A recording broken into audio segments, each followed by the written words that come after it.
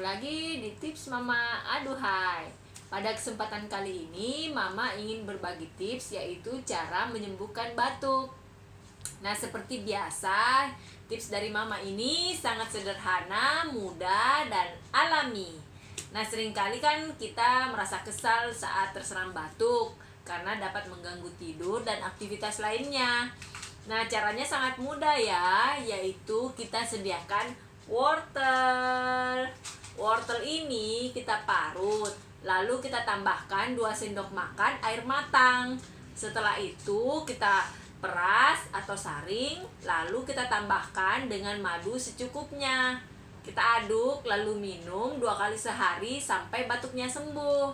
Demikian tips dari Mama. Sampai jumpa di tips Mama berikutnya.